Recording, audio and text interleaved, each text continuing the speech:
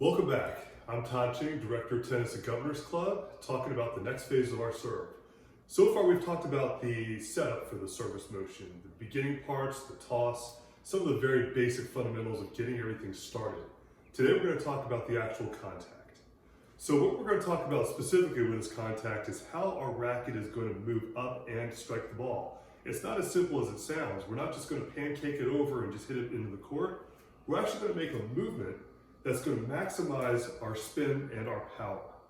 There's two basic ways to move our racket up to the ball. One is supinating, in which we take our racket and we hit this ball and we kind of curl around it. The other way, and this is the one we're going to talk about because this is, I think, the most efficient way to hit our serves with the most power and the most spin, is pronating.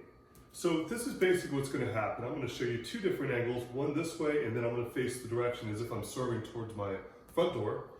So the ball's up in the air, and instead of supinating around it with our wrist, we're going to reach up and see how my hand is at an angle like a tomahawk chop. Right when I make contact with the ball, it starts to flatten out. And then afterwards, there's my pronation. Okay? Serving this direction, ball's up in the air. This is supinating, which is coming around, and this is pronating. Tomahawk, flatten, and I'm actually facing the direction. Now the reason why supinating is effective, it's a very simple way of hitting the ball. We're not having to change our wrist too much, we're just kind of cupping around it, imparting some side spin. Very easy way to hit a slice serve, which is a very effective serve in its own way. The reason why pronating is a good way is because you can really maximize your power. You can swing with so much more speed and also impart good spin. You can also hit slice, flat, and a kick serve or a topspin serve. So it's a much more versatile way of hitting your serve. So here's how we're going to work on this. So I'm coming up close here, and I'm going to show you the logo of the ball. So when my racket's behind me, and I've got basically, if you can see it, my thumb is pointing towards my head. What's going to happen is I'm going to drop my hand slightly behind my head.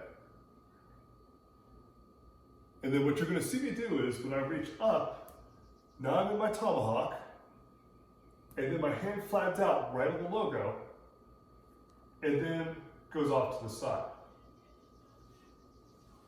Thumb to my head, drop, tomahawk, flatten and out. Once I get my racket in my hand, I'm going to choke up, so I'm actually going to hold it above the handle. I can point my thumb at my head again, and what I'm going to do here is hold my ball up in the air, logo towards me, drop my racket, tomahawk, and then right when I get to the top, I'm going to flatten it out.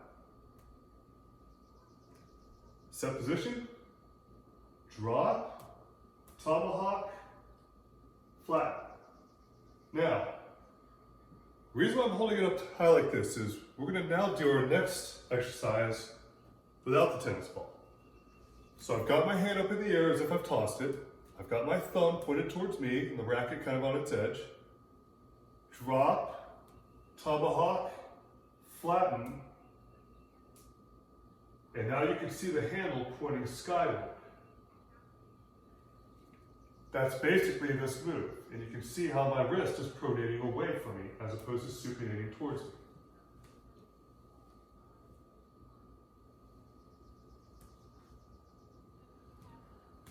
When I practice this motion over and over again, just like I've done with all the other components of the serve so far, and I'm doing it with my hand first, and then I get the feel for it with the racket in my hand, now I'm starting to connect all these dots.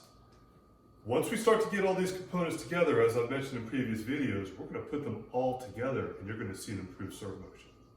So I hope you've enjoyed this video and I look forward to seeing you on the next one.